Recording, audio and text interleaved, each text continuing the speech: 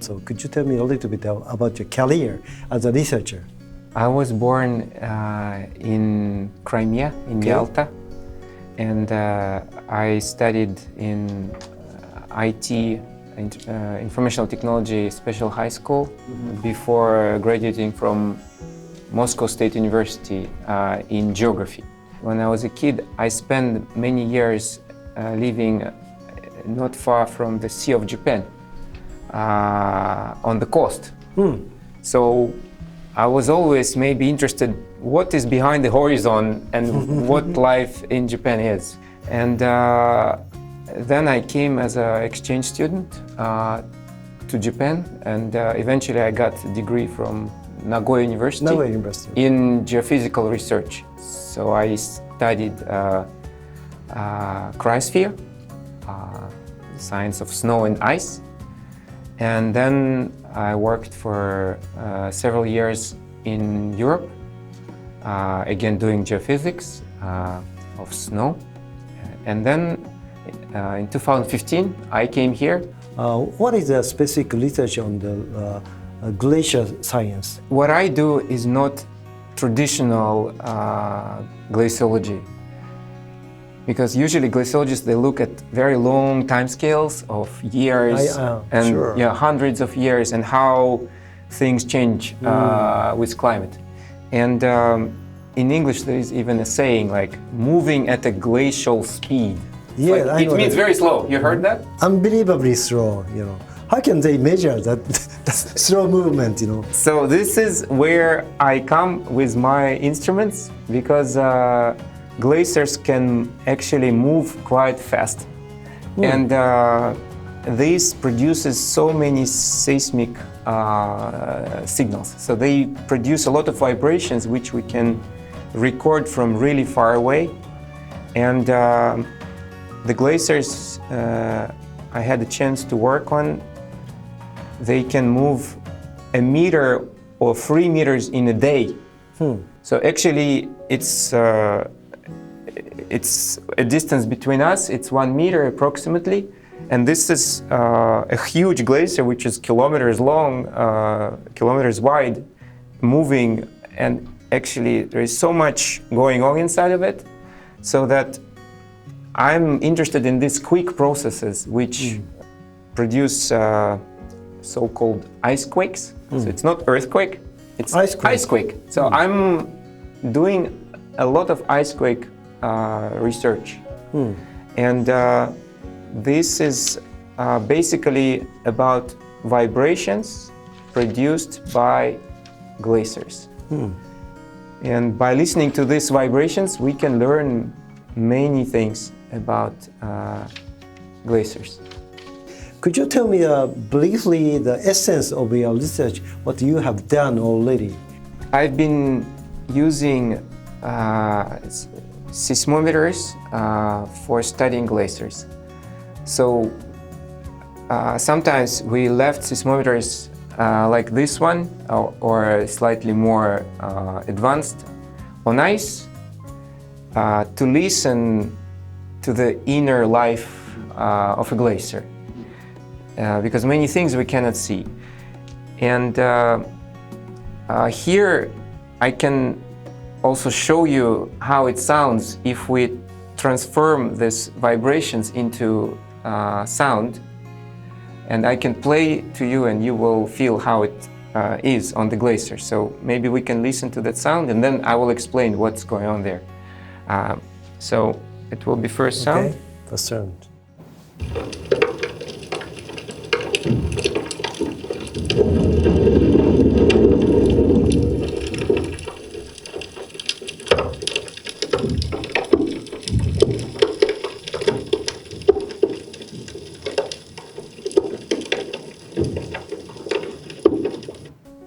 So this was just typical day on a glacier, but the glacier is moving into ocean so fast at this 3 meters a day that it stretches a lot. And when it stretches, we can measure how much it happens. And for example, if the area is about the same length as Hokkaido University, the south end of Hokkaido University is moving away from north end for like 5 meters in 2 weeks. And per hour, it's like this much, like 2 centimeters per hour. But you can imagine what will happen to our university if it stretches for 2 centimeters every hour while we have this meeting. And this will cause a lot of crevices. It's a crevice, it's a big crack in the glacier ice. Yes, ice. So yeah, the tension is causing so much cracking in the ice, which eventually breaks it down and produces huge icebergs. So, and we can observe this with seismometers. So we can count how many ice quakes happen every hour.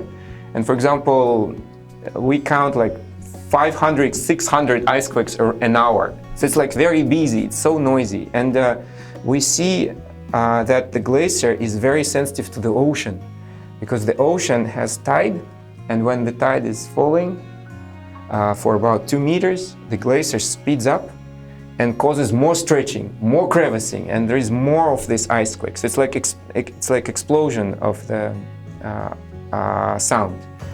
And when the tide is going up, the glacier kind of slows down and it becomes slightly quiet. So we can study this damage dynamics by using this kind of sensors, and it gives us idea about fracture, when is the likelihood of, for example, iceberg collapse. And these kind of things are impossible to understand without seismology. It might be you can analyze, such as, I'm not sure, the Fourier transformation or any other sound transformation, right? There is a perfect 12-hour cycle. Oh, okay, really? Yes, which we can detect with Fourier transform, because the ocean tide has this cycle, and when the tide is falling down and going up, the glacier responds, and the cracks happen at particular times. So actually we know when it is possible to expect cracking if we know the tide. I'm a doctor and working in the hospital. It's a very safe place, you know. Sometimes we have earthquake, but it's a totally safe place. But your field is very vast and very dangerous, and the climate is very tough. Could you tell me that how difficult to have a research in the field research, such as Arctic seas? Oh, it's a very different environment from our office, where the worst thing which can happen is you spoil your coffee on the keyboard or something. Yeah. The world of the fieldwork is difficult because if you didn't prepare something, if you don't have some particular screwdriver or some little O-ring or some little piece for your equipment, and you're in the middle of nowhere, all your effort is screwed up. Yes. You cannot solve this problem in the field because all you have is with you. So you have to prepare very carefully, because you wouldn't have some shop nearby usually. So no 7-Eleven at all. Usually yes, and no Seiko Mart. So it's very different place in terms of preparation. So we have to prepare very carefully. And while we have to be very careful about preparation, also we have to take care about our daily life. We need to put a tent, we need to put a mobile toilet, we need to carry a gun to make sure that if there is a polar bear, we can kind of protect ourselves.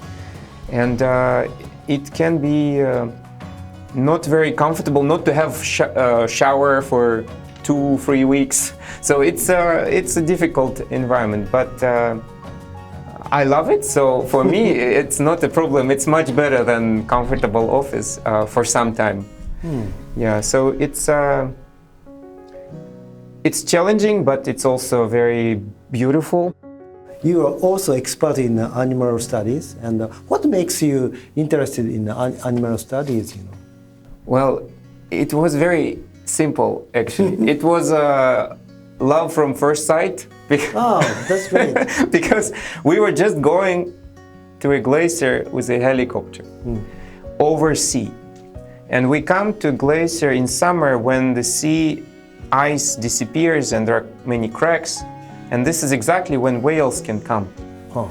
And when we were flying to a glacier by helicopter, I noticed that whales are also coming to glacier. And these whales are like mythological creatures. I brought one with me. This one. Oh. It's a very, very unique one. It's called narwhal in English. Narwhal, and they're unique for having this tooth. So they're called Arctic unicorns. And they're very shy. You cannot approach them like dolphins. They are not playing with boats, they escape. So humans cannot approach them easily. And I see them under our helicopter and I start to wonder, oh, what are they doing here? And oh, actually the instruments I'm using for studying vibrations of ice can be used also for studying whales. So what we do, we just leave our sensors, our microphones in the area where they live, and when they pass by and they communicate, they chat with each other, they look for food, we can listen and learn which species are there, what are they doing, and when they're there, and probably can understand why. So it's passive type of observations without touching them. What can you know from these animal studies? Well, I can show you some example and then we'll answer this question because I prepared also the sound of them. A lot of energy is in ultrasound part of spectrum. But let's test your ears. High frequency? Yes. Impossible. I can hear. Sound or novel.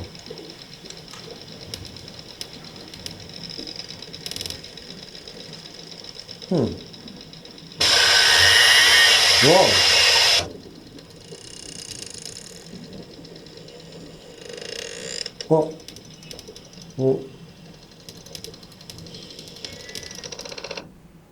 So this was a sound which we can classify as narwhal. So we know that this is a narwhal. We know where it is, and we know also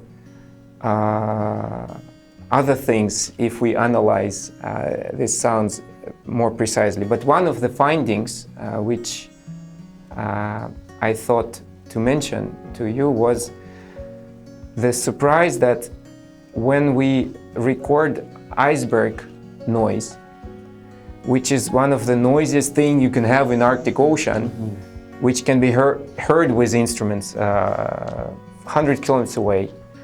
At the same time, if I look into the high frequency of my signal, I will hear them, the whales.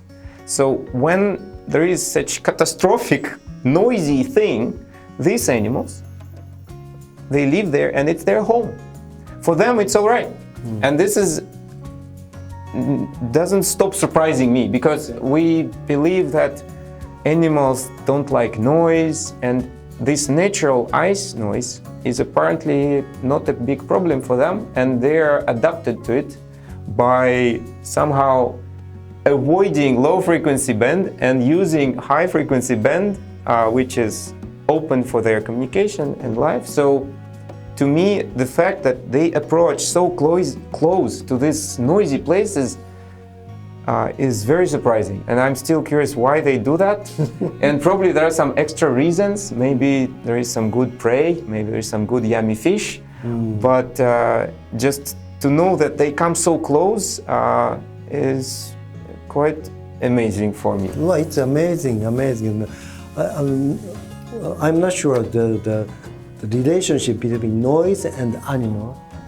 It's a very interesting field. Most of the people believe that there are Arctic Sea is very quiet, no sound at all. But you told me it's a very noisy world, for the animal. Yes, Yes. it's like that when I look at our data in winter when there is sea ice and all motion of icebergs stops and glaciers slow down. It becomes very quiet. Very quiet. Very quiet. But in summer, oh my God, it's a very noisy place. Another interest is your life, real life in Greenland. You told me that you have no Seiko Mart or 7-Eleven, so you have to survive there. So could you tell me your real life in the field? Sometimes we have a pretty big group of researchers from Japan coming. It's sometimes up to 15, 20 people. Oh, that much? And yeah, it's very exciting because we have very different specialists. There are social scientists, biologists, oceanographers, glaciologists, geologists. And when we come, we usually come first to the village, a small village with like 600 people. And what is unusual about it for me was maybe because of polar day, it's always bright. You can see kids playing outside at 3 a.m. So in Japan it's very unusual. Kids go home at 5, that's it. But in that place in summer, people have opportunity to do things outside because it's bright, and they really don't care about this time. If the weather is good and they can do something like hunting, working, constructing, they will keep doing it. So it's quite amazing because for them it's the only chance to do many things before a severe winter season comes. Your research is very, very stimulating. But what is your next goal? Could you tell me your plan for your research? Well, my current goal is to have long-term observations because that's good. The changes are taking time. And scientists quite often come once, measure something, and then never return. Or don't have resources to return. But the changes, for example, in this area where we work, if new species of whales come, if whales disappear, how things change in time, we wouldn't know if we don't have long-term observations. And I'm very curious about doing long-term observations in the Arctic for documenting the changes and see how things are changing. Could you give me some message to the young students and the young researchers in Hokkaido University? Probably the first thing is believe in yourself. So be confident because your young mind has so many unique ideas and they may be quite original.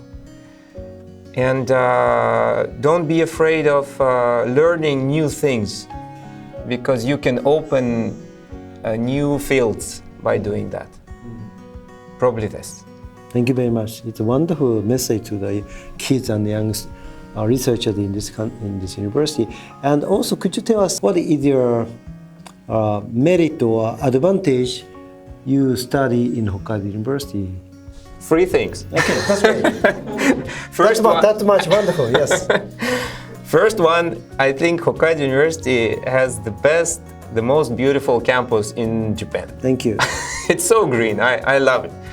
Second, it has Arctic Research Center, which allows me to do incredible things and employs me. And third, I have such a great partners here from very different disciplines where I don't know something, they know. And I have collaboration with Institute of Low Temperature Science, with Institute of Seismology and Volcanology, and together we can do very unique things in the Arctic. And these reasons make my work and stay here quite pleasant. Oh, he has a very friendly impression. I thought for his position, he might be very formal and distant creature, but he was very open and friendly, and I was enjoying chatting with him this time. Yeah, so it's just the fact that an expert like that with medical background, where knowledge can mean life and death, is interested in the work my center and I are doing. So it's a big honor, and I'm very happy about this attention, because we do something far away, but we see that even if we go so far away from Japan, it's important for the university, and it motivates also my own work. So I'm very pleased about this opportunity. So for me, it is impressive to have the interest I received. It was so nice because he was so friendly, and we can communicate very well. And the good thing is he's a very typical Hokkaido University researchers, because he is a fieldwork studies, and also his research theme is Arctic research. So it's a very, very symbol of our Hokkaido University research. So I was so happy to have this interview. We have a very particular geographical location, the northernmost comprehensive university in Japan. So the Arctic science and low temperature science and environment science is very, very strong point for Hokkaido University. Thank you very much.